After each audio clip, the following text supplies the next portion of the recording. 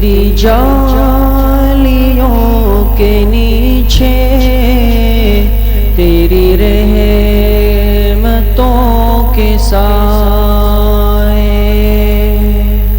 تیری جالیوں کے نیچے تیری رحمتوں کے سائے، جسے دیکھنی ہو جنت وہ مدینہ دیکھ آئے، جسے دیکھنی ہو جنت وہ مدینہ دیکھ آئے۔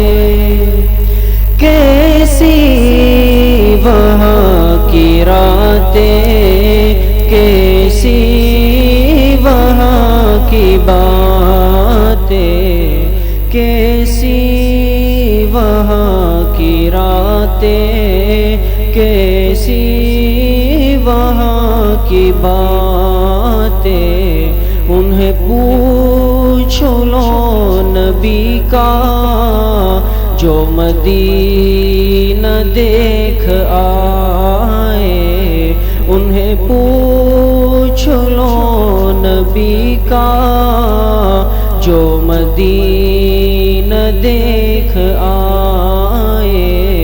تیری جالیوں کے نیچے تیری رحمتوں کے سائے، جسے دیکھنی ہو جنت وہ مدینہ دیکھ آئے۔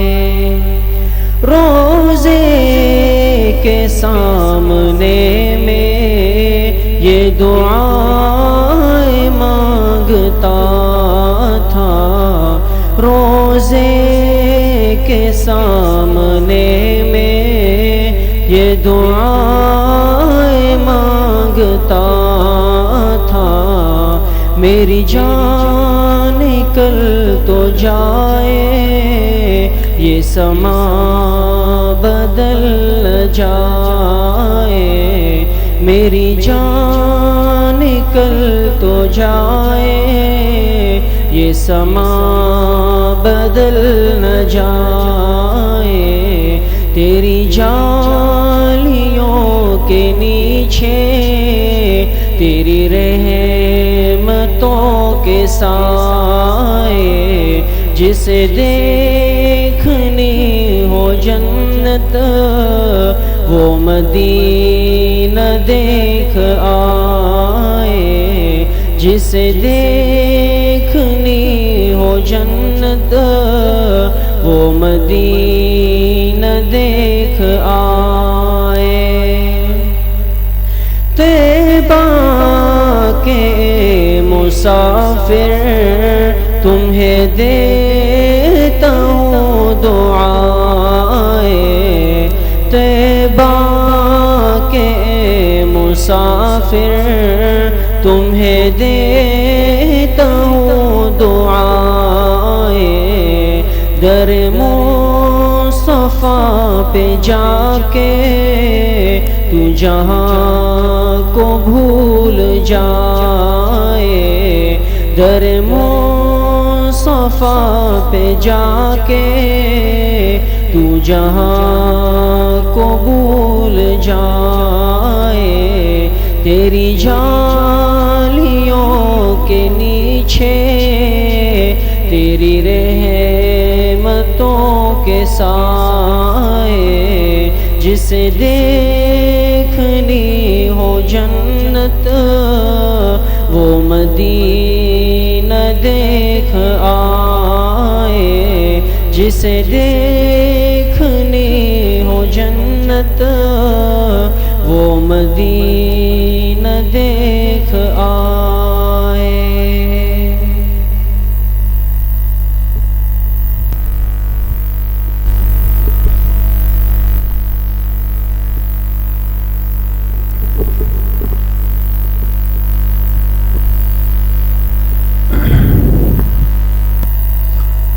بسم الله الرحمن الرحيم،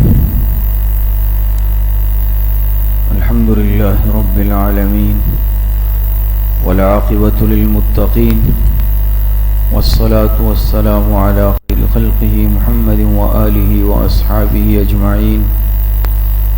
قال الله تبارك وتعالى: لقد كان لكم في رسول الله أسوة حسنة. صدق الله العظيم. محترم و مکرم و معزز خواتین و حضرات، سیرت طیبہ صلی اللہ علیہ وسلم کے سلسلے کی تکمیل کے بعد اب یہ اسوہ حسنہ کا سلسلہ چل رہا ہے، اور اس سلسلے کی آج 14ویں کلاس میں ہم سب شریک ہیں. جی، جناب نبی کریم صلی اللہ علیہ وسلم اللہ پاک کے آخری پیغمبر ہیں. آپ کو اللہ پاک نے اس امت کے لیے مبعوث فرمایا، اور آپ تمام انبیاء کے سردار ہیں، سید الاولین والآخرین ہیں. تو محمد الرسول اللہ صلی اللہ علیہ وسلم کیا پیغام لے کر تشریف لائیں؟ تو محمد الرسول اللہ صلی اللہ علیہ وسلم کا پیغام دین اسلام، ان الدین عند اللہ الاسلام. آپ مبعوث ہوئے اور آخری پیغمبر کی حیثیت سے تشریف لائے، تو آپ کا اس امت کے لیے جو پیغام ہے، ہمارے لیے جو پیغام ہے، وہ پیغام کیا ہے؟ وہ پیغام ہے دین اسلام. دین اسلام کا کیا تعارف ہے؟ دین اسلام میں کون سی باتیں ہیں؟ جی، دین اسلام کا تعارف آپ حضرات کے سامنے ہوا تھا گزشتہ کلاسوں میں، ابتدائی کلاسوں میں، کہ دین اسلام میں کل کتنی باتیں ہیں؟ 4 باتیں ہیں. نمبر 1 ہے عقائد، دوسرے نمبر پر عبادات، تیسرے نمبر پر ہے معاملات، اور چوتھے نمبر پر ہے اخلاق. معاشرت اخلاق ہی کا حصہ ہے، اس کو الگ سے اس لیے ذکر نہیں کیا. تو دین اسلام کے تحت کتنی باتیں ہیں؟ 4 باتیں ہیں. جی، پھر عقائد سے متعلق تفصیل سے آپ حضرات کے سامنے بات آ چکی تھی. عقیدہ کسے کہتے ہیں؟ عقیدے کا مفہوم کیا ہے؟ عقائد میں کون کون سی باتیں شامل ہیں؟ ساری تفصیلات آپ حضرات کے سامنے بیان ہو چکی ہیں. اس کے بعد سلسلہ شروع ہوا تھا عبادات کا. کس چیز کا؟ عبادات کا. پھر عبادات میں بھی آپ حضرات کے سامنے ساری تفصیلات بیان ہوئی. عبادات کا معنی و مفہوم کیا ہے، عبادات کی اہمیت، اور عبادات کے اندر کون کون سی عبادات شامل ہے. تو یہ جو سلسلہ عبادات چل رہا تھا، آج اس کی آخری نشست ہے. اس پر ہماری عبادات جو ہے، یہ عبادات چل رہا ہے. جی آگے. جی ہاں، عبادات مکمل نہیں ہوا، عبادات چل رہا ہے. البتہ اس میں پھر عبادات کے تحت کیا چیز تھی؟ 5 باتیں تھیں. کتنی باتیں؟ 5. نمبر 1 نماز ہے، نمبر 2 زکوٰۃ، نمبر 3 روزہ، نمبر 4 حج، نمبر 5 جہاد. پھر ان میں سے ہماری بات چل رہی ہے نماز سے متعلق. نماز سے متعلق جو بات چل رہی ہے، پھر اس میں کتنی باتیں شامل ہیں؟ جی، آج کا جو ہمارا عنوان اور موضوع ہے، مین ٹاپک ہے، عنوان ہے، وہ ہے دین اسلام کے تحت نمبر 2. نمبر 2 سے مراد کیا ہے؟ اسلامی عبادات. پہلے نمبر پہ تو عقائد تھا نا، یہاں جو 2 لکھا ہوا ہے یہ نمبر 2 مراد ہے، اور نمبر 2 سے مراد دوسری قسم یعنی اسلامی عبادات. پھر اسلامی عبادات کی قسموں میں سے جو پہلی قسم تھی کون سی؟ نماز. وہ چل رہی ہے، اور اس کا حصہ نمبر 10، اور حصہ نمبر 10 پر نماز ہو گئی بس. تو آج گویا کہ یہ نماز کا آخری حصہ ہے. یہ نمبر 10 جو ہے یہ آخری حصہ ہے. پھر نماز کے تحت نماز کی اہمیت، نماز کے شرائط، نماز کا طریقہ، نماز کے مسائل، اہمیت بھی بیان ہو گئی، شرائط بھی بیان ہو گئی، طریقہ بھی بیان ہوا. آج جو نماز کا 10واں حصہ، آخری حصہ ہے، یہ ہے نماز کے مسائل. جی، تو دیکھیں نماز کے تحت یہ 4 باتیں تھیں. اہمیت نماز پر بھی آپ حضرات کے سامنے تفصیل سے بات ہوئی. نمبر 2 شرائط نماز، نماز کی شرائط کیا کیا ہیں، کون کون سی ہیں، تفصیل سے بیان ہوئی. تیسرے نمبر پر نماز کا طریقہ کیا ہے، اور باقاعدہ عملی مشق کے ذریعے سے تفصیل کے ساتھ، تصاویر کے ساتھ، نقشوں کے ساتھ آپ حضرات کو بیان کیا. آج کی مجلس میں ہمارا موضوع ہے مسائل نماز. جی، مسائل نماز میں یہ بات آپ سمجھ لیں، میں نے جیسے عرض کیا کہ آج کی نشست میں نماز کا موضوع ہمارا اختتام پذیر ہو جائے گا، نماز آج مکمل ہو جائے گی. اب دیکھیں نماز کے جو مسائل ہیں بنیادی، نماز کے تو بے شمار مسائل ہیں، اس کا نہ اس مختصر کلاس میں احاطہ ہو سکتا ہے، اور نہ سارے مسائل بتائے جا سکتے ہیں، نہ سمجھے جا سکتے ہیں، اور اس کی بہت زیادہ تفصیلات ہیں. پھر انسان جتنی تفصیلات میں جائے، اگر اختصار کے ساتھ بھی نماز کے مسائل کو بیان کیا جائے تب بھی اتنے سے وقت میں وہ ممکن نہیں ہے. مختصر وقت میں اگر اختصار کے ساتھ، تو سارے مسائل تو ظاہری بات ہے اس کلاس میں ممکن نہیں ہے. لیکن کوشش ہم نے یہ کی ہے کہ نماز کے مسائل میں جو موٹے اور اہم مسئلے ہیں، یا جو فی زمانہ اس وقت رائج ہے، یا اس زمانے میں جن نماز کے مسائل میں ہماری کوتاہی یا کمزوری ہے، یا جو سمجھنے کی ہمیں زیادہ ضرورت ہے، بس ان چند مسائل کو ہم نے آج کی نشست میں جمع کیا ہے. تو یہ آپ حضرات اچھی طرح ذہن نشین کر لیں، کسی کے ذہن میں یہ نہ ہو اس میں تو فلاں مسئلہ نہیں آیا، فلاں مسئلہ. تو نماز کے بہت سارے مسائل ہیں اور بہت ساری تفصیلات ہیں. اس کے لیے تو آپ نماز کے مسائل کی کتابیں دیکھیں، علماء سے مسائل پوچھیں گے، سمجھیں گے. تو میں نے عرض کیا کہ نماز کے مسائل بہت تفصیلی ہے. ہم نے صرف ان مسائل کو جمع کرنے کی، آج چند مسائل کو جمع کرنے کی کوشش کی ہے فی زمانہ. یا تو ہمیں اس کے سمجھنے کی ضرورت ہے، یا اس میں ہماری کوئی کمزوری سامنے آ رہی ہے، ان کو جمع کیا. تو پہلے یہ نقشہ آپ حضرات کے سامنے ہے، لیکن اس نقشے پر ہم بات نہیں کریں گے. یہ گزشتہ کلاس میں بھی آپ حضرات کے سامنے آخر میں آیا تھا، اگر آپ حضرات کو یاد ہو تو. یہ اس میں اس ترتیب سے جمع کیا گیا ہے: فرض، واجب، سنت. نماز میں کون کون سی چیزیں فرض ہے، نماز میں کون کون سی چیزیں واجب ہے، نماز میں کون کون سی چیزیں سنت ہے. تو یہ ایک سمجھنے کے لیے، آسانی کے لیے ایک چارٹ بنایا گیا ہے، نقشہ بنایا گیا ہے. اس کی تفصیلات باقاعدہ انفرادی طور پہ مستقل آپ حضرات کے سامنے آ چکی ہے. جیسے مثلا تکبیر تحریمہ فرض ہے، تو تکبیر تحریمہ پر آپ حضرات کے سامنے بات آ گئی تھی نا، کہ تکبیر تحریمہ کا صحیح طریقہ کیا ہے، ہاتھ کہاں تک لے جائیں گے، ہتھیلیوں کا رخ کس طرف کریں گے، اس میں ہم کن کن غلطیوں میں مبتلا ہوتے ہیں، قیام کی کیا حیثیت ہے، کیا طریقہ ہے رفع. یہ ساری تفصیلات آپ حضرات کے سامنے کسی نہ کسی درجے میں آ چکی ہے. جی، تو آج کا جو ہمارا موضوع ہے وہ کیا ہے؟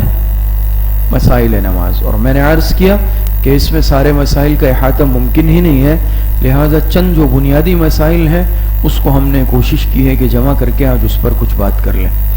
پہلے نمبر پر پہلا مسئلہ یہ سمجھ لیں کہ دیکھیں، ایک ہوتا ہے فرض، ایک ہوتا ہے واجب، ایک ہوتا ہے سنت، ایک ہوتا ہے مستحب. اور اس کی تعریف آپ حضرات کے سامنے آ بھی چکی ہے، سب کی سمجھ میں آ رہی ہے. اگر فرض ترک کر لے تو کیا ہو جائے گا، نماز میں اگر واجب ترک کر لیا، چھوڑ دیا تو کیا ہوگا، اور اگر سنت یا مستحب چیز ترک کر دی تو کیا ہو جائے گا. بات سمجھ میں آ رہی ہے؟ یا مکروہ کا ارتکاب کر لیا تو کیا ہو جائے گا. تو دیکھیں، ترک فرض، اب نماز کے فرائض تو آ چکے ہیں نا، لیکن اگر نماز کا کوئی فرض ہم نے چھوڑ دیا، نماز حکم کیا ہے؟ حکم یہ ہے، مسئلہ یہ ہے کہ نماز ادائی نہیں ہوگی، نماز کو لوٹانا پڑے گا. اگر فرض چھوٹ گیا نماز میں تو اس کا جیساؤں سے بھی ازالہ نہیں ہو سکتا، کسی بھی چیز سے نہیں ہو سکتا، چاہے ترک کیا جان بوجھ کر، چاہے غلطی سے ترک ہوا ہے. فرض چھوٹ گیا تو آپ کی نماز ادا نہیں ہوگی، نماز کو کیا کرنا پڑے گا؟ لوٹانا پڑے گا. یہ تو تھا فرض کا حکم، اگر فرض چھوڑ دیا. دوسرے نمبر پر ہے ترک واجب. نماز میں یعنی اگر واجب چھوڑ دیا، واجب ترک ہو گیا. اب اس کا حکم بھی سن لیں، جان بوجھ کر اگر یہ واجب ترک ہوا ہے، ترک کیا ہے، تو نماز نہیں ہوگی، اور نماز کو کیا کرنا پڑے گا؟ لوٹانا پڑے گا. جیسے کہ فرض کا حکم ہوتا ہے، تو واجب میں البتہ اتنا فرق ہے کہ جان بوجھ کر اگر چھوڑ دیا تو نماز نہیں ہوگی، لوٹانا پڑے گا. اور اگر بھولے سے ہو گیا تو جیسا اسے اس کی تلافی ہو جائے گی، جیسا اسے کیا ہو جائے گی؟ اس کی تلافی ہو جائے گی. تو فرض اور واجب میں فرق آ گیا نا. فرض کے ترک میں چاہے قصدن ہو چاہے سہون ہو بہر صورت لوٹانی پڑے گی. واجب میں جان بوجھ کر ہو تو لوٹانی پڑے گی, اور اگر بھولے سے واجب رہ گیا تو جیسا ہو اگر نماز میں کر لیا تو اس سے اس واجب کی تلافی بھی ہو جائے گی اور نماز ادا ہو جائے گی, دوبارہ لوٹانے کی ضرورت نہیں پڑے گی. سمجھ رہے ہیں آپ حضرات؟ تیسرے نمبر پر ہے سنت ترک ہو گئی یا مستحب ترک ہو گیا. تو سنت یا مستحب کے چھوڑنے سے نماز کے یعنی ادائیگی پر فرق نہیں آئے گا, نماز ادا ہو جائے گی, نماز ادا ہو جائے گی, البتہ اجر و ثواب اور کیفیت میں کمی آ جائے گی. اسی طرح آپ سمجھ لیں اگر کسی مکروہ کا ارتکاب کر لیا, کسی ایسے عمل کا جو نماز میں مکروہ ہے کرنا, تو چاہے سنت چھوڑ دی, مستحب چھوڑ دیا یا کوئی مکروہ عمل کر لیا, تو اس کا کیا حکم ہے؟ مسئلہ یہ ہے کہ نماز ادا ہو جائے گی, البتہ نماز کے اجر و ثواب میں اور نماز کی اپنی جو ایک کیفیت ہے, ایک عظمت ہے, اس میں کیا آ جائے گی؟ کمی آ جائے گی. البتہ نماز ذمے سے ساقط ہو جائے گی, نماز ادا ہو جائے گی. تو پہلا مسئلہ آپ حضرات سمجھے جی. دوسرا مسئلہ آج سمجھ لیں, دوران وضو اگر اذان شروع ہو جائے, اب اس سلسلے میں کیا حکم ہے؟ آیا وضو کو روک کر وضو کا اذان کا جواب دیا جائے یا وضو مکمل کر لیا جائے یا کیا کیا جائے؟ دوران وضو اگر اذان شروع ہو جائے تو وضو روک بھی سکتا ہے, چاہے تو اپنا وضو کچھ دیر کے لیے روک دے تاکہ تسلی سے اذان کا جواب دے دے. بات سمجھ میں آ رہی؟ اذان کے کلمات کا جواب تو آپ حضرات کو آتا ہوگا نا, اس پر شروع کلاسوں میں بات ہوئی ہے. تو دوران وضو اگر اذان شروع ہو جائے تو اس میں دو اختیار ہے, یا تو وضو روک لے اور اذان کا جواب دے دے, اور جب اذان ختم ہو جائے اس کے بعد وضو شروع کر دے, اور چاہے تو وضو جاری رکھے, وضو کے ساتھ ساتھ اذان کا جواب بھی دیتا رہے. دونوں صورتیں کر سکتا ہے, دونوں ٹھیک اور درست ہے. تو یہ مسئلہ آپ حضرات سمجھ گئے کہ اگر دوران وضو, ایک تو یہ ہے کہ وضو کے لیے بیٹھے نہیں, اذان شروع ہو گئی, اس میں بہتر یہ ہے کہ پہلے اذان کے ختم ہونے کا انتظار کر کے پھر وضو کر لیں. بات سمجھ میں آ رہی ہے؟ ہاں, مغرب کی نماز میں البتہ احتیاط کریں چونکہ اس میں وقفہ نہیں ہوتا, اور مغرب کی اذان کے بعد پھر نماز نے کھڑا ہونا ہے. اس میں اگر آپ انتظار کریں گے تو پھر آپ سے ایک رکعت چلی جائے گی, 2 رکعتیں چلی جائیں گی. بات سمجھ میں؟ تو مغرب میں تو وضو شروع کر دیں, باقی نمازوں میں تو کچھ نہ کچھ وقفہ ہوتا ہے 15 منٹ یا اس سے زیادہ, تو اس میں بہتر یہ ہے کہ وضو شروع نہ کرے اگر اذان شروع ہو گئی, بلکہ جواب دے دیں, اذان ختم ہونے کے بعد شروع کریں. لیکن اگر وضو شروع کر دیا, اس دوران اذان شروع ہو گئی, تو دو صورتیں ہیں, روک کر تسلی سے اذان کا جواب دے رہے, اسی وضو خانے میں بیٹھ جائیں یا جہاں وضو کر رہے ہیں رک جائیں اور اذان کا جواب دے دیں, جب اذان ختم ہو جائے وضو شروع کر دیں, اور یا پھر چاہے تو وضو جاری رکھ لیں اور وضو کے ساتھ ساتھ اذان کا جواب بھی دیتا رہے. یہ مسئلہ سب ساتھی سمجھ چکے ہیں جی. مسئلہ نمبر 3, تیسرا مسئلہ, اب اذان کے بعد مسنون طریقہ یہ ہے کہ آہستہ آواز سے درود شریف پڑھ کر اذان کی مسنون دعا پڑھے. اذان ختم ہو جاتی ہے, اذان کے بعد آہستہ آواز سے درود شریف پڑھ لیں. بات سمجھ میں آ رہی ہے؟ اور درود شریف پڑھنے کے بعد پھر اللہم رب ھذی الدعوۃ التامہ وہ دعا آئی تھی, وہ کلمات آپ حضرات کو یاد ہوں گے جو ثابت ہے باقاعدہ حدیث سے, جو الفاظ, تو ان مسنون دعا جو ہے, جو الفاظ حدیث سے ثابت ہے, وہ دعا جو ہے کیا کر لیں, پڑھ لی جائے. بات سمجھ میں آ رہی جی. چوتھا مسئلہ, جب نماز کا وقت داخل ہو جائے تو نماز سے پہلے کی سنت مؤکدہ یا غیر مؤکدہ, یا تحیۃ الوضو اور تحیۃ المسجد پڑھ سکتے ہیں چاہے اذان نہ ہوئی ہو. یہ مسئلہ بھی سمجھ لیں, آسان ہے بالکل. نماز کا وقت داخل ہو گیا, مثال کے طور پر ظہر کا وقت داخل ہو گیا. اب وقت داخل ہوتا ہے ظہر کا, ہر نماز کا اپنا وقت ہے. مثال کے طور پہ جیسے ظہر کا وقت یعنی آج کل داخل ہو جاتا ہے 12:39 پہ یا لگ بھگ اس طرح, لیکن نماز ہوتی ہے 1:30 بجے, اذان ہوتی ہے تقریباً 1:05 1:10 پہ.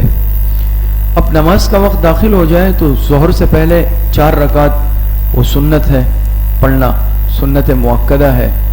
اچھا, اس میں بھی بعض نمازوں سے پہلے کی سنتیں جو ہیں وہ مؤکدہ ہیں, بعض غیر مؤکدہ ہیں. فجر اور ظہر سے پہلے کی جو سنتیں ہیں وہ سنت مؤکدہ ہیں, عصر سے پہلے, عشاء سے پہلے کی جو سنتیں وہ غیر مؤکدہ ہیں. بات سمجھ میں آ رہی ہے؟ لیکن بہرحال بہتر یہ ہے کہ غیر مؤکدہ کو بھی نہ چھوڑا جائے, وہ بھی پڑھی جائے اگر وقت ہے, سہولت ہے. تو نماز کا وقت داخل ہو جائے تو اگر کوئی سنت مؤکدہ پڑھنا چاہے تو پڑھ سکتا ہے، چاہے اذان شروع نہیں ہوئی. فجر کا وقت داخل ہو گیا، اذان نہیں ہوئی، فجر کی سنتیں پڑھ سکتے ہیں. ظہر کا وقت داخل ہو گیا، اذان چاہے نہ ہوئی ہو پڑھ سکتے ہیں کیونکہ وقت داخل ہو چکا ہے. اسی طریقے سے عشاء ہے، اسی طریقے سے یہ ہے عصر ہے. تو چاہے پہلے کی سنت مؤکدہ یا غیر مؤکدہ وہ پڑھ سکتے ہیں. اسی طریقے سے تحیۃ الوضو ہے، تحیۃ المسجد. جب انسان وضو کر لیتا ہے تو وضو کی بہتر یہ ہے کہ انسان 2 رکعت تحیۃ الوضو کی نیت سے پڑھ لے. بہت اجر و ثواب ہے، اس کی بھی فضیلت ہے. تو چاہے اذان نہ ہوئی ہو اس میں بھی حرج نہیں ہے. جس نماز کے لیے وضو کیا ہے، نماز کا وقت داخل ہو چکا ہے، 2 رکعت تحیۃ الوضو پڑھ لے. یا ویسے ہی وضو کیا مکروہ وقت نہیں ہے تو 2 رکعت تحیۃ الوضو پڑھ لی. یا مسجد آئے، نماز کا وقت ہے تو تحیۃ المسجد کی نیت سے 2 رکعت پڑھ سکتے ہیں. اگر بشرطے کہ دیکھیں مکروہ وقت نہ ہو، ممنوع وقت نہ ہو تو تحیۃ الوضو وضو کے بعد پڑھ سکتے ہیں. اسی طرح مسجد میں داخل ہونے کے بعد تحیۃ المسجد بھی پڑھ سکتے ہیں. جی نمبر 5، مقتدی کو امام کے پیچھے کسی بھی نماز میں، چاہے وہ سری نماز ہے جہری، اب سری اور جہری کا فرق آپ حضرات سمجھتے ہیں.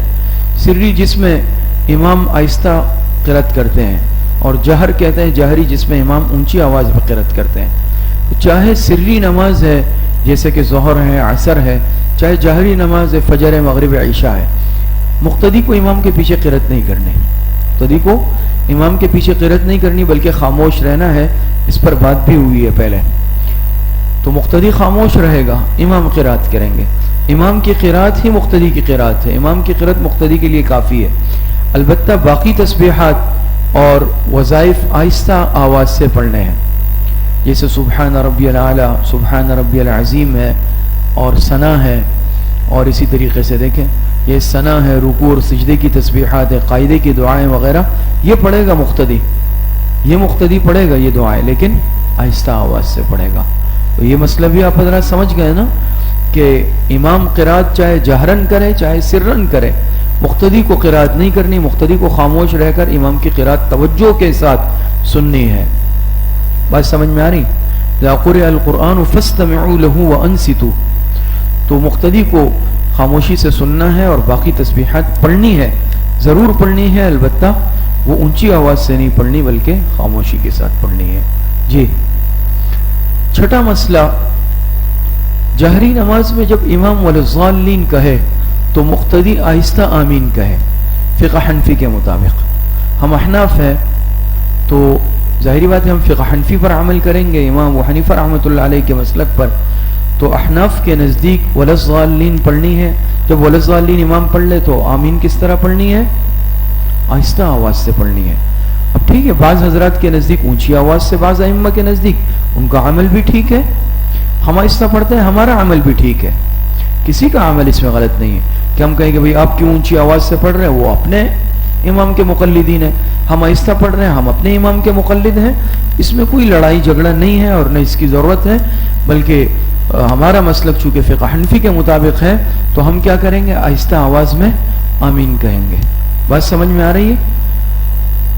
تو بہرحال یہ کوئی مسئلہ ایسا نہیں ہے خدا نخواستہ کہ اس کو انسان کوئی نزاع کا باعث بنائے یا ایسی کوئی بات نہیں ہے. مشہور واقعہ ہے جیسے آپ حضرات نے سنا ہوگا کہ ہندوستان میں ایک جگہ جو ہے اس طرح بعض اونچی آواز میں آمین کہتے تھے، بعض آہستہ آواز میں. اس پر لڑائی ہو گئی.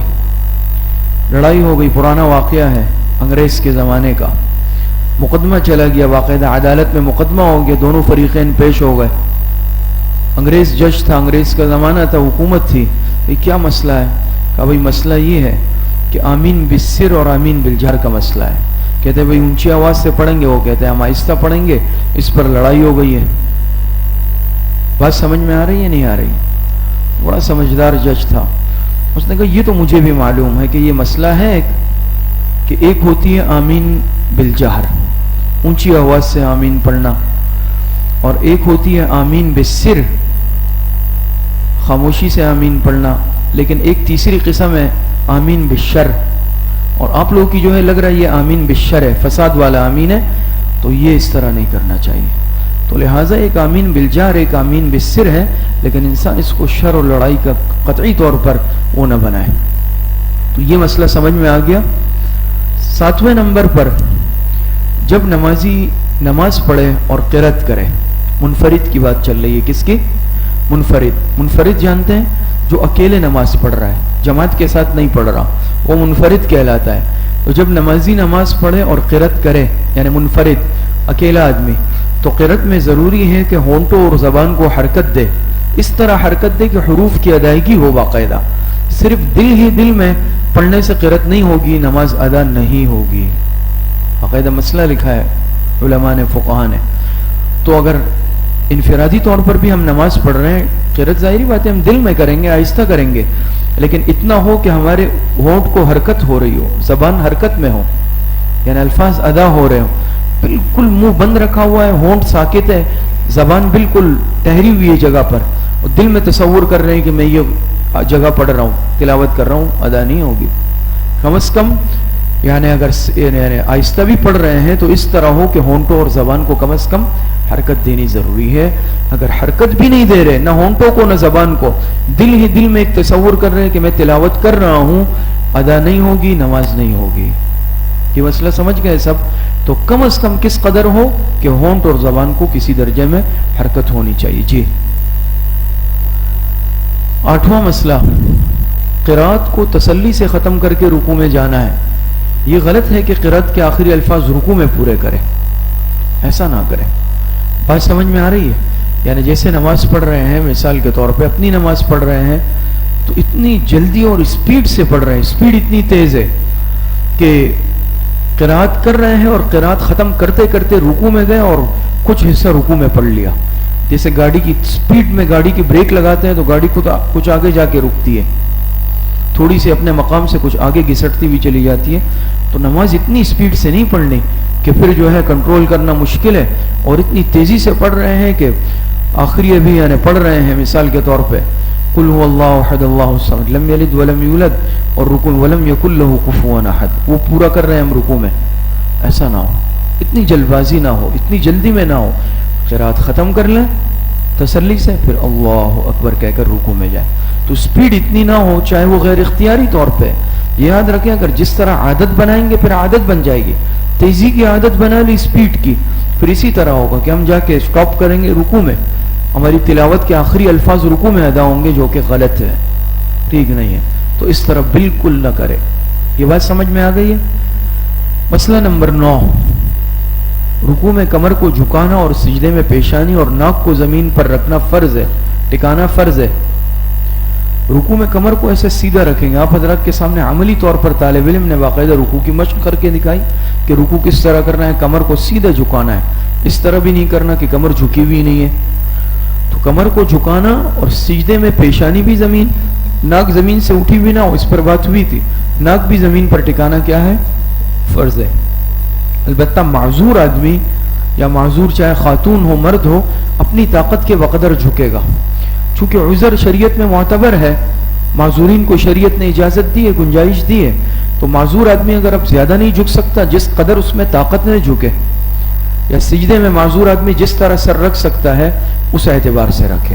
تو معذور مستثنیٰ ہے، باقی صحت مند آدمی کو کمر جھکانا بھی ضروری اور سجدے میں پیشانی اور ناک کو زمین پر ٹکانا بھی فرض ہے۔ جی مسئلہ نمبر 10، یہ سمجھ لیں، اور یہ بہت اہم مسئلہ ہے، اس کو سمجھ لیں۔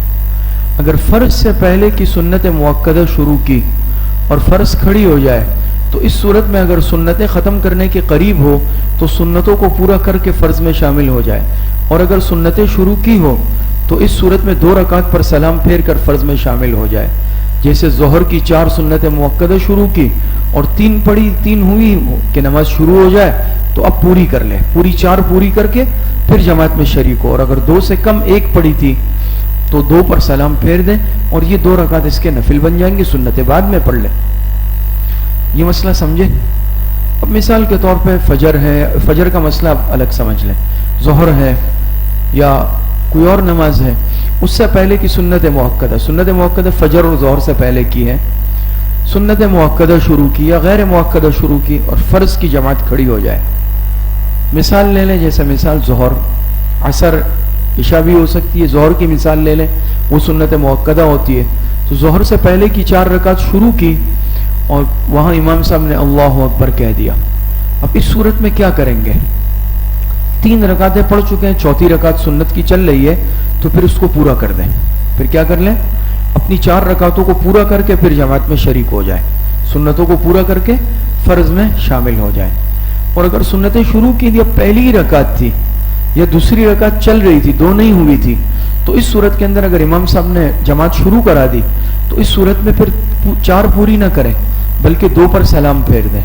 2 پر سلام پھیر کر فرض میں شامل ہو جائیں تاکہ وہ رکعتیں مل جائیں. اور یہ 2 کا کیا حکم ہوگا؟ تو یہ 2 رکعتیں جو ہیں تو یہ نفل بن جائیں گی. یہ کیا بن جائیں گی؟ یہ خود بخود آٹومیٹک آپ کی نفل بن جائیں گی. اب جو آپ کو 4 پڑھنی تھی وہ 4 آپ کب پڑھیں گے؟ وہ پھر بعد میں پڑھ لیں. بات سمجھ میں آ رہی ہے؟ ظہر کی نماز پڑھ لی, اب وہ 4 نہیں, آپ نے 2 پڑھی تھی کہ 2 آپ کی نفل بن گئی, آپ نے سلام پھیر دیا. ظہر سے پہلے کی جو مؤکدہ ہے, یہ بات اصل میں مؤکدہ کی چل رہی ہے, یہ سمجھ لیں. غیر مؤکدہ چھوڑ دیں, ظہر کی سمجھ لیں آپ حضرات. بات سمجھ میں آ رہی ہے؟ ظہر کی ہے, چونکہ وہ مؤکدہ ہے, وہ تو پھر لازمی ہے پڑھنی. تو اس صورت کے اندر پھر وہ 4 رکعتیں ظہر کے بعد پڑھ لیں. یہ بات آپ حضرات کی سمجھ میں آ رہی ہے؟ تو اگر بالکل ابھی شروع کیے تو اس صورت میں 2 پر سلام پھیر دیں, یہ نفل بن جائیں گی, اور ظہر سے پہلے والی 4 پھر ظہر کے بعد پڑھ لیں. اور اگر 3 پڑھ لی تھی یا 4تھی رکعت چل رہی تھی, اب پورا کر دیں. اب پورا کرنے کے بعد پھر آپ جماعت میں شامل ہو جائیں, آپ کی 4 رکعت ہو گئی. بات سمجھ میں آ رہی ہے نہیں آ رہی؟ البتہ اس میں اتنا دیکھ لیں کہ اب مثال کے طور پہ نماز میں 1 منٹ باقی ہے ظہر میں, تو پھر شروع نہ کریں. بعض اس میں ہی بہت زیادہ کوتاہی, غفلت اور کمزوری سامنے آتی ہے. مثال کے طور پہ 1:30 بجے جماعت ہے, 1:28 ہو رہے ہیں, اسے آ کے وہی نیت باندھ لیں. اب آپ کو پتا ہے کہ 1 منٹ میں تو آپ 4 رکعت پڑھ نہیں سکتے, جماعت نے ویسے ہی کھڑے ہونا ہے, تو اس میں صبر کر لیں. ہاں اگر نماز میں 5 منٹ ہے یا اتنا وقت ہے کہ آپ کو پتا ہے میں اطمینان سے اپنی 4 رکعت سنت مؤکدہ ختم کر لوں گا, پڑھ لوں گا, تو پھر پڑھ لیں. لیکن نماز میں وقت اتنا کم ہے, 2 منٹ ہے, 3 منٹ ہے, تو اس میں کیسے ہو سکتے ہیں 4 رکعت؟ تو پھر نیت ہی نہ باندھے, وہ 4 رکعت آپ ظہر کی نماز کے بعد پڑھ لیں. ٹھیک ہے؟ فجر کی سنتوں کو جہاں تک تعلق ہے تو بہت ہی زیادہ مؤکدہ ہے, اس کی تاکید پھر ظہر کی سنتوں سے بھی زیادہ ہے. اس میں پھر کیا کریں؟ اب چونکہ فجر کا معاملہ ہے تو فجر میں اگر آپ چاہے جماعت کھڑی ہو جائے, آپ کو قاعدہ اخیرہ ملنے کی بھی امید ہے کہ قاعدہ اخیرہ میں یعنی مجھے جماعت صرف مل جائے گی, رکعتیں نہیں ملے گی. قاعدہ اخیرہ کو پا لینے والا جماعت کو پانے والا سمجھا جاتا ہے نا. قاعدہ اخیرہ ملنے کی بھی امید ہے تو آپ سنتیں پڑھ لیں, اور سنتیں پڑھ کر پھر فجر کی جماعت میں شامل ہو. لیکن اگر آپ دیکھ رہے ہیں کہ امام قاعدہ میں بالکل بس سلام پھرنے والا ہے, تو پھر جماعت میں شریک ہو جائیں, پھر جب مکروہ وقت ختم ہو جائے بعد میں پھر اپنی سنتیں ادا کر لیں. بات سمجھ میں آ رہی ہے؟ فجر میں فرق ہے, فجر میں اور اس سنت ظہر کی سنت مؤکدہ میں تھوڑا سا فرق ہے. تو فجر میں تو شروع پڑھنی ہے دونوں سنتیں, چاہے جماعت کھڑی بھی ہو, چاہے 1 رکعت نکل جائے, چاہے دوسری رکعت بھی نکل جائے, لیکن قاعدہ اخیرہ ملنے کی امید ہو تب تک تو پڑھ لیں. اگر وہ امید ختم ہو جائے کہ سلام پھر جائے کہ جماعت ہی نکل جائے گی, پھر جماعت میں شریک ہو جائے. جی مسئلہ نمبر 11, افضل یہ ہے. اچھا اس میں یہ بات بھی اچھی طرح سمجھ لیں, بعض دفعہ یہ جو ہم سنتیں پڑھتے ہیں تو سنتوں میں بعض دفعہ اس میں ہم یہ کرتے ہیں کہ بھئی اب صف کی درمیان میں آ گئے, اب آپ کو سنتیں پڑھنی ہے, چاہے فجر کی پڑھنی ہے چاہے ظہر کی, تو ایک کونے میں آ کر صف کے کونے میں پڑھ لی جائے. بعض دفعہ ہم آ کے بالکل درمیان میں کہ چلو بھئی مجھے جگہ بھی امام صاحب کے پیچھے مل جائے, وہاں کی نیت باندھ لی. اب وہاں جماعت کھڑی ہو رہی ہے اور پیچھے امام صاحب اب راستہ نہیں مل رہا, انتظار کر رہے ہیں. نامناسب عمل ہے, نامناسب عمل ہے, ایسا ہرگز نہ کیا جائے. مجھے معلوم ہے کہ جماعت اب کھڑی ہونے والی ہے اور نمازی صفیں سیدھی کریں گے, صفیں بنائیں گے, بالکل بیچ میں آ کے میں نے جو ہے 4 رکعت کی نیت باندھ لی. نہ آگے نمازیوں کو جانے کا راستہ ہے, نہ امام صاحب کے لیے آگے جانے کا کوئی صورت اور کوئی راستہ ہے, اور صف بننے میں بھی پریشانی آ گئی. ایسا ہرگز نہ کریں. اگر آپ کو سنتیں پڑھنی ہی ہیں, اول تو جماعت کا وقت قریب ہے تو شروع نہ کریں, ظہر وغیرہ کی ہے یا کوئی اور اگر شروع کرنی ہے تو پھر ایک کونے میں آ جائے تاکہ لوگوں کو پریشانی نہ ہو. جی نمبر 11, افضل یہ ہے کہ سنتیں اور نوافل گھر میں پڑھیں, بشرطے کہ اپنے اوپر اطمینان ہو, ورنہ مسجد میں پڑھ لیں. اس میں بہرحال ہر ساتھی کی کیفیت الگ الگ ہے, ہر ساتھی کی. تو افضل تو یہ ہے کہ اب مثال کے طور پہ آپ نے ظہر پڑھ لی، جو 2 سنتیں ہیں اس کے بعد نوافل پڑھنے ہیں، مغرب پڑھ لی اس کے بعد سنت نوافل، عشاء پڑھ لی مثال کے طور پہ، تو وہ گھر میں پڑھ لی جائے، بہتر یہ ہے، لیکن بشرطے اپنے اوپر اطمینان ہو۔ لیکن اگر اطمینان نہیں ہے، مجھے اپنے اوپر نہیں ہے، مثلا کہ میں گھر جاؤں گا، بیوی بچوں کے ساتھ باتوں میں لگ جاؤں گا، کسی اور کام میں مشغول ہو جاؤں گا، وہ رہ جائیں گی، پھر پڑھ لیں، پھر بہتر ہے کہ مسجد میں پڑھ کے جائے۔ یا پھر بعض ساتھی ہیں کہ وہ مسجد سے دکان پہ جا رہے ہیں، گھر نہیں جا رہے، دکان پہ جانا ہے، آفس جانا ہے کسی، تو ان کے لیے بھی بہتر یہ ہے کہ وہ سنتیں اور نوافل مسجد میں پڑھ کے جائے۔ ہاں اگر کسی کو جانا ہی گھر پہ ہے، اس کا گھر مسجد سے قریب ہے اور اس کو اپنے اوپر پکا یقین ہے کہ میں گھر بھی جاؤں گا تو میں پڑھ لوں گا، مجھے کوئی مسئلہ نہیں ہے، تو اس کے بہتر پھر یہ ہے کہ وہ گھر میں پڑھ لے۔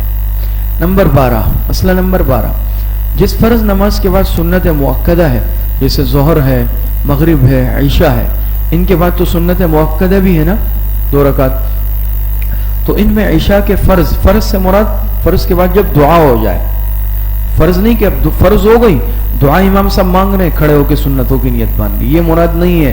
فرض سے مراد دعا کے فوراً بعد سنتیں شروع کر دے، زیادہ وقفہ نہ کرے، زیادہ طویل وقفہ نہ کرے۔ ہاں جو تسبیحات وغیرہ پڑھنی ہے، جو مختصر تسبیحات ہیں تو وہ پڑھ لیں، کوئی حرج نہیں ہے، لیکن بہت زیادہ طویل وقفہ یا لمبی لمبی تسبیحات پڑھنی ہے تو اس سے پہلے کیا کر لیں، اپنی سنتیں پڑھ لیں، بہتر یہ ہے۔ تو اس میں یہ مسئلہ سمجھ گئے؟ تو فرض کے یعنی دعا کے فوراً بعد سنتیں شروع کر دیں، زیادہ وقفہ نہ کریں، زیادہ یعنی بہت زیادہ طویل، مختصر وقفہ کر سکتے ہیں دعا کے بعد۔ اب یہ بھی نہیں ہے کہ فوراً بعد کھڑے ہونا ضروری ہے، دعا کے بعد آپ کو اپنی کوئی دعا پڑھنی ہے، کوئی وظیفہ پڑھنا ہے تو وہ بھی پڑھ سکتے ہیں، کوئی حرج نہیں ہے، لیکن لمبا چوڑا طویل وقفہ نہ کریں۔ جی مسئلہ نمبر 13، دوران نماز دائیں بائیں دیکھنا، اوپر دیکھنا، جسم اور کپڑوں کو بار بار دیکھنا، اس سے نماز میں کراہیت آ جائے گی، اور بشرط یہ کہ سینہ قبلے سے نہ پھراؤ ورنہ نماز ہی نہیں ہوگی، یہ تو آپ پڑھ چکے ہیں اسی اسوہ کی کلاس میں۔ تو دوران نماز دیکھیں، یہ نماز جو ہے نا یہ بڑی اہم عبادت ہے، یہ یکسوئی چاہتی ہے، انسان اللہ پاک کے سامنے کھڑا ہوا ہے، اللہ پاک کے دربار میں، آپ کسی معزز آدمی کے سامنے یا کسی عہدیدار کے سامنے بھی جائیں تو ادب کا تقاضا یہ ہوتا ہے کہ انسان ایسے کھڑا ہوا ہوتا ہے، ایسے نہیں دیکھتا، وہاں نہیں دیکھتا، کہ بھائی آپ کو آداب مجلس معلوم نہیں ہے۔ تو جب ایک دنیا کا ایک عام انسان جو تھوڑا بہت کوئی مرتبہ رکھتا ہے وہ اپنے سامنے برداشت نہیں کرتا کہ یہ انسان توجہ ادھر ادھر رکھے، اللہ پاک کی تو بہت بڑی شان ہے، مرتبہ ہے، بہت بڑا دربار ہے، تو نماز میں انسان نہ دائیں بائیں متوجہ ہو، نہ سامنے دیکھے، نہ گھڑی کو دیکھے، نہ سامنے کچھ لکھا ہوا ہے لگا ہوا ہے اس کو پڑھنے کی کوشش کرے، اور نہ بار بار اپنے لباس کو، کپڑوں کو۔ یہ چیز نماز کے خشوع اور خضوع کو متاثر کر دیتی ہے، پھر انسان کی نماز میں خشوع اور خضوع نہیں رہتا، اور دوسرا یہ کہ اس سے نماز میں کراہت آئے گی، ثواب میں کمی آ جائے گی، لہٰذا ایسا ہرگز نہ کرے۔ اور اگر سینہ ہی پھر گیا بالکل، وہ میں نے جیسے عرض کیا تھا، پھر تو نماز فاسد ہو جائے گی۔ مسئلہ نمبر 14، جماعی اگر آئے تو نماز میں اس کو حتی الامکان روکنا چاہیے۔ یہ بھی چیز آج کل ہے، بعض دفعہ انسان ہے کام کاج سے تھکا ہوا آ رہا ہے، بار بار جماعیاں آ رہی ہے یا فجر میں یا عشاء میں، تو حتی الامکان اس کو روکے، کوشش کریں۔ اگر اس کو بالکل چھوڑ دیں انسان نے کہ جب آ رہا ہے لے رہا ہے، سستی بھی بڑھے گی، اور یہ ایک نماز کی شان اور عظمت کے بھی خلاف ہوگا کہ انسان بار بار جماعی لے رہا ہے۔ تو حتی الامکان نماز کے دوران جماعی کو روکنے کی کوشش کر لے، اور جب انسان کچھ دن ایسا کرے گا تو پھر نہیں آئے گی۔ جی مسئلہ نمبر 15، یہ بھی اہم مسئلہ ہے، اس کو سمجھ لیں۔ دوران نماز موبائل بجے تو ایک ہاتھ سے بند کر دیں، نماز نہیں ٹوٹے گی، دونوں ہاتھ استعمال نہ کریں۔ دونوں ہاتھ کیوں استعمال نہ کریں، کوئی بتا سکتا ہے؟ عمل کثیر بن جائے گا۔ عمل کثیر کہتے کسے ہیں؟ اس میں 2 چیزیں تھی، دونوں ہاتھوں سے کوئی عمل کرنا، یا اس طرح عمل کرنا کہ خارج نماز والا آپ کو نماز میں نہ سمجھے، وہ جب دیکھے تو وہ خیال کرے کہ آدمی نماز میں نہیں اور آپ نماز میں ہو، یہ عمل کثیر کہلاتا ہے۔ تو اب موبائل ہے، حتی الامکان تو اس کا عادی اپنے آپ کو بنا لے کہ موبائل سائلنٹ پہ رکھے، بند رکھے، آف کر دے، سائلنٹ پہ کر دے۔ یہ آج کل کا فتنہ ہے جدید دور کا، اور یہ انسان کی عبادات کو، روحانیت کو بہت برے طریقے سے متاثر کر دیتا ہے۔ اب یہاں بج رہا ہے، اب توجہ ساری بڑھ گئی، اور کتنے نقصانات ہیں۔ آپ کی اپنی نماز تو جو بھی ہے، لیکن ساتھ میں کتنے ساتھیوں کی نمازیں متاثر ہو گئی۔ تو موبائل کو تو صامت پر، سائلنٹ پر رکھے، خاموش رکھے۔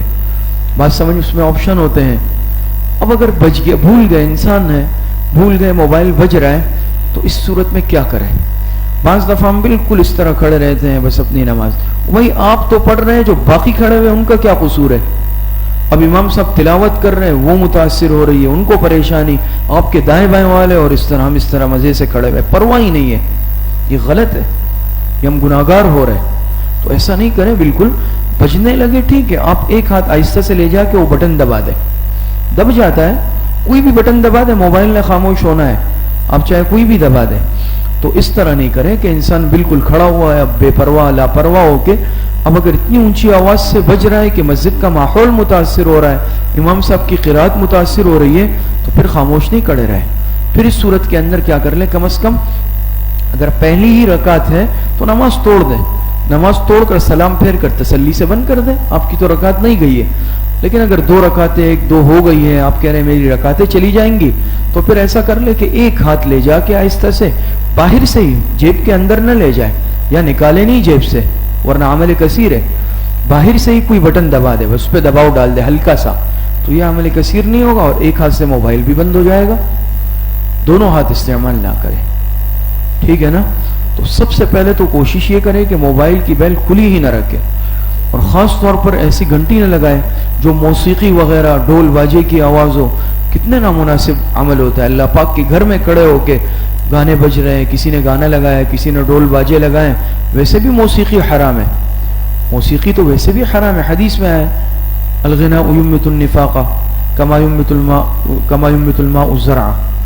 تو یہ غنا گانا بجانا ویسے بھی حرام ہے، پھر خدا نخواستہ اللہ پاک کے گھر میں ہے، موسیقی بج رہی ہے، سخت گناہ ہے. تو ایسی بیل لگائیں نہیں، سادہ لگائیں، سادہ گھنٹی لگائیں اور بند رکھیں، بند رکھیں. اور اگر بالفرض بھول گئے انسان ہے تو اس صورت کے اندر پھر ایک ہاتھ استعمال کر کے عمل کثیر نہ ہونے پائے انسان بند کر دے، کوئی حرج نہیں. اور اگر آپ دیکھ رہے ہیں کہ ایک ہاتھ سے نہیں ہوگا اور بہت زیادہ ماحول متاثر ہو رہا ہے، پھر کوئی حرج نہیں، آپ نماز توڑ دیں. آپ کی نماز زیادہ سے زیادہ 1 رکعت 2 چلی جائے گی، سب کی نمازیں بچ جائیں گی.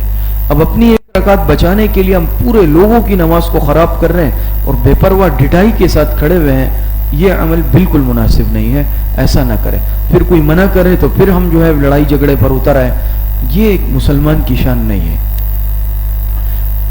نمبر 16. اور دیکھیں یہ ایک احساس کی چیز ہوتی ہے. بعض دفعہ ہم کہتے ہیں کہ مستقل عادت بنا لیتے ہیں، بند نہیں کر رہے، کہہ رہے بھائی بھول گیا. تو دیکھیں جس دفتر میں پابندی ہو نا، میں جس دفتر میں ملازم ہوں، اگر وہ پابندی لگا دے میں کبھی نہیں کھولوں گا، وہاں میں نہیں بھولوں گا. تو اللہ پاک کا گھر دفتر جتنی اہمیت نہیں رکھتا کیا؟ بہت سے اہمیت رکھتا ہے. تو اللہ پاک کا گھر ہے، احساس ہونا ضروری ہے. مسئلہ نمبر 16. دوران نماز نمازی کو کسی قیمتی چیز کے چوری ہونے کا اندازہ ہو جائے تو سامان کی حفاظت کے لیے نماز توڑ سکتا ہے. مثال کے طور پہ قیمتی موبائل ہے، آپ نے قریب میں رکھ لیا، آپ نماز میں چور نے دیکھا بھی وہ تو نماز میں، چلو اچھا موقع ہے. اب آپ دیکھ رہے ہیں، اب یہ نہیں، اب وہ اٹھا کے لے جا رہے، آپ نے کہا میں کیا کروں، نماز میں وہ لے جانے دو. یہ مناسب نہیں ہے، یہ اپنے مال کی ناقدری بھی ہے اور شریعت نے اجازت دی. اس میں کوئی وہ نہیں ہے، گنجائش ہے. اگر قیمتی چیز ہے، قیمتی چیز ہے تو بالکل آپ اس کے لیے نماز توڑ سکتے ہیں اور توڑ کر جا کر چور کو گردن سے پکڑ لیں، بالکل پکڑ لیں، کوئی حرج نہیں. آپ کے جوتے اٹھا کے لے جا رہے ہیں، آپ دیکھ رہے ہیں، اس صورت کے اندر نماز توڑ لیں اور نماز توڑ کر کیا کر لیں، سامان کی حفاظت کر لیں، کوئی حرج نہیں ہے. لیکن مثال کے طور پہ اب 1 روپے کا سکہ گر گیا، اب کسی کوئی سکہ اٹھا رہے اس کے لیے اپنی نماز ہم توڑ رہے ہیں، تو یہ مناسب نہیں ہے.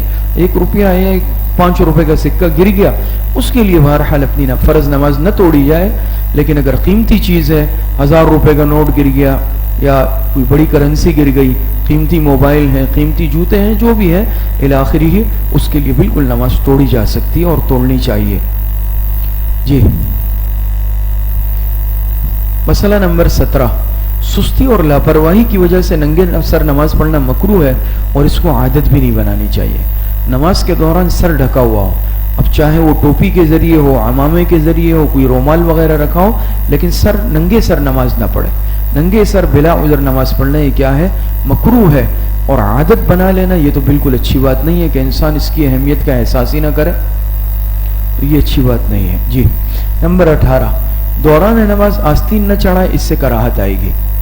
گرمی ہے، گرمی کا موسم ہے، اب نماز کے دوران گرمی لگ گئی، نماز کے دوران ہم آہستین ایک تو اس میں دیکھیں عمل کثیر کا خطرہ ہے بہت زیادہ.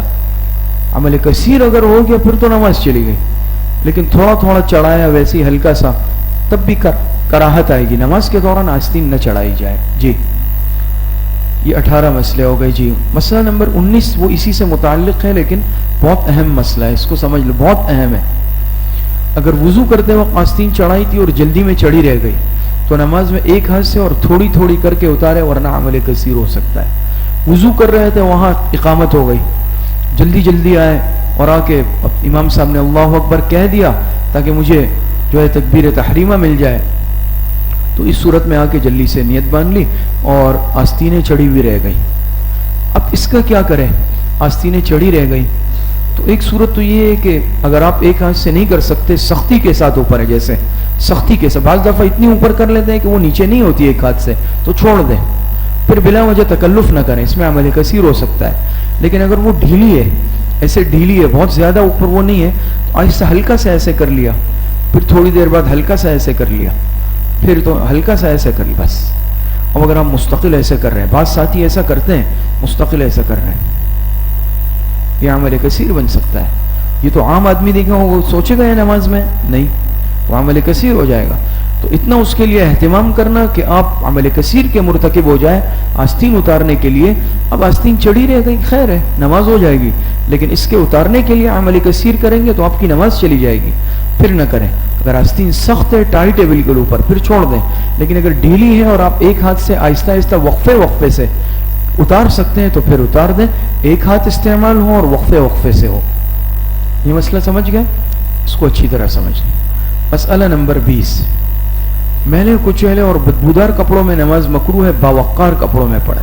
یہ بھی اہم مسئلہ ہے آج کل کے اعتبار سے. اور بعض دفعہ ہمارا کسب معاش یا ہمارا ہنر فیلڈ ایسی ہوتی ہے کہ جس میں کپڑے ملوث ہوتے ہیں یا بدن ملوث ہوتا ہے، کوئی نہ کوئی اس پہ رنگ لگ جاتا ہے، آئل لگ جاتا ہے، تیل لگ جاتا ہے، گریس لگ جاتی ہے، یہ چیزیں ہوتی ہیں، کام کے ساتھ منسلک ہیں ہم.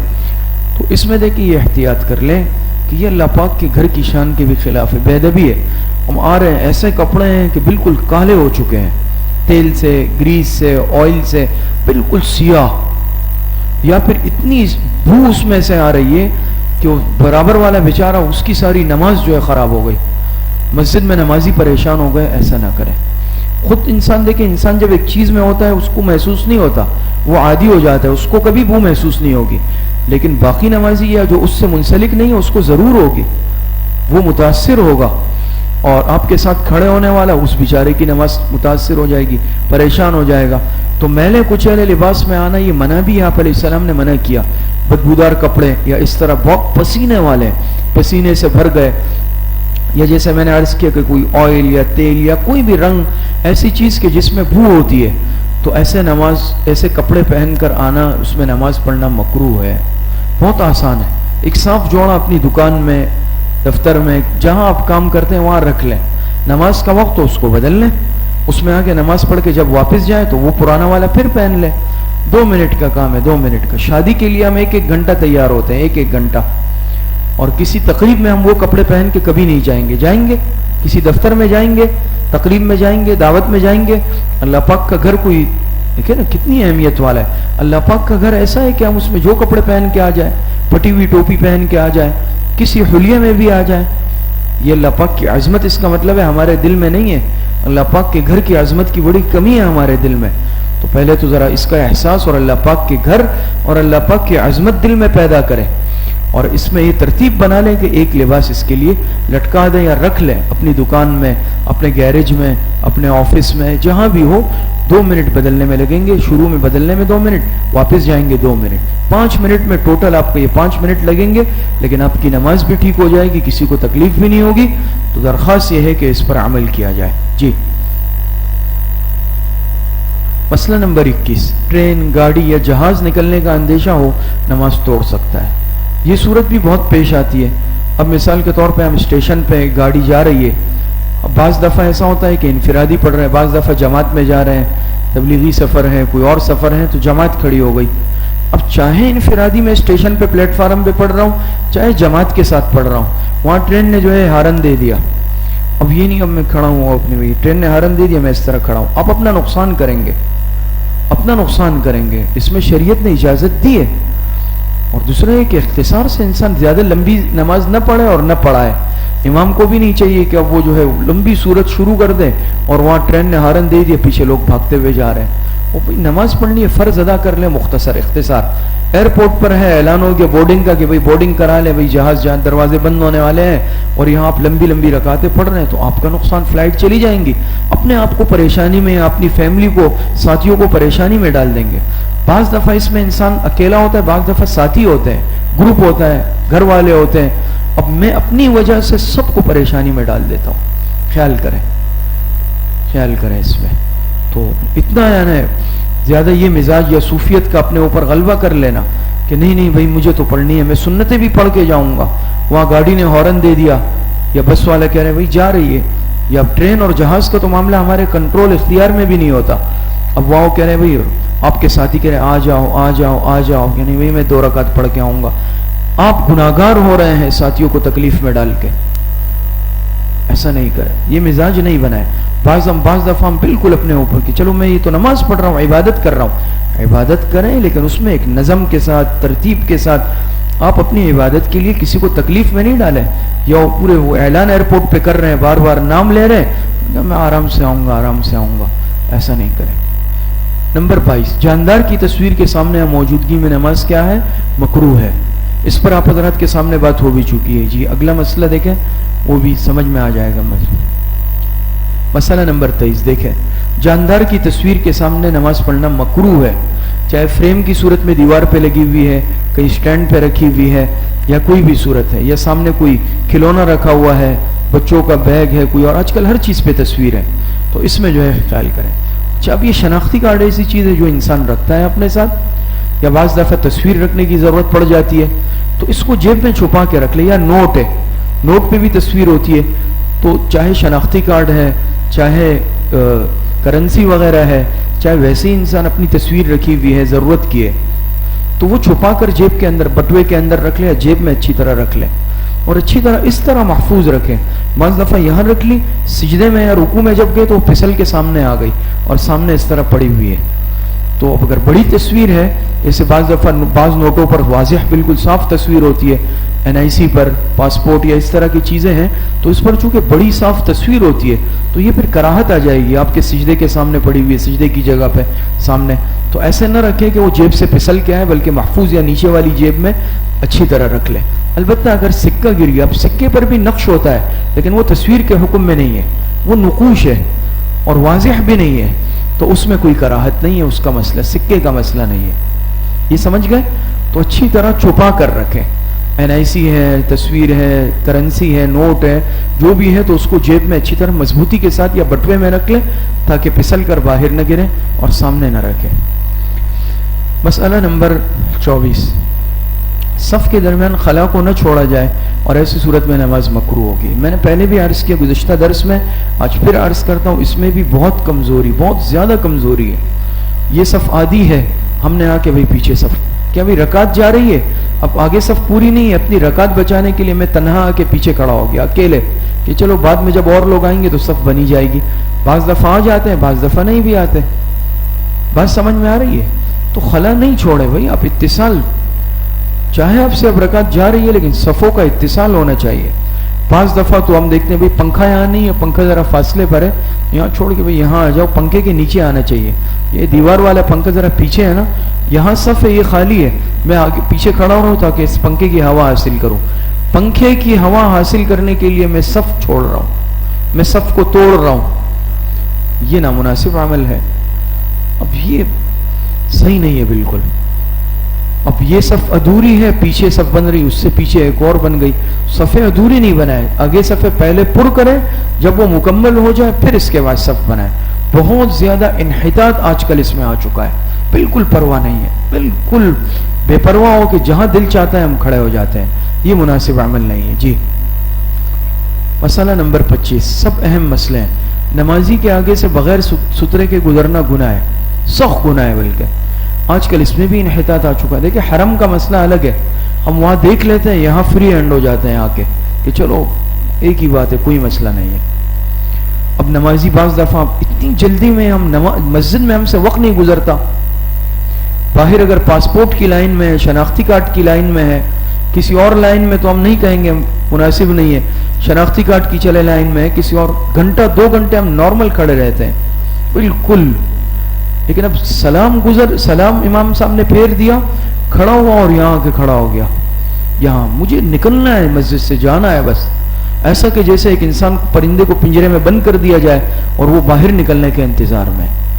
صاحب ایمان کا حدیث میں آتا ہے دل مسجد میں معلق اٹکا ہوا رہتا ہے, اور ہمارے دل دکان میں, باہر مکان میں, اپنے کھیل کود میں اور معاملات میں ایسے بھاگنے کی کوشش کرتے ہیں کہ الامان والحفیظ, لوگوں کی نماز خراب کرتے ہوئے جانا ہے. 2 بیچارے ملے ہوئے کھڑے ہوئے, زبردستی ان کے درمیان خلا پیدا کر کے ایک کو ادھر کیا, ایک کو ادھر کیا, ایک کو ادھر دھکا دیا, لیکن مجھے نکلنا ہے. 2-4 کے آگے سے بھی گزر جاؤں خیر ہے. اب سخت گناہ کے مرتکب میں گزر رہا ہوں, میں سخت گناہ کا مرتکب ہو رہا ہوں. یہ نمازی کے آگے سے گزرنا سخت وعید آئی ہے, حدیث میں سخت وعید آئی ہے کہ اس پر کیا سزا ہو سکتی ہے. تو انسان جب تصور کرے تو آگے چاہے کڑا رہے کئی عرصے تک, لیکن نہیں گزرے گا. بڑی سخت وعید ہے.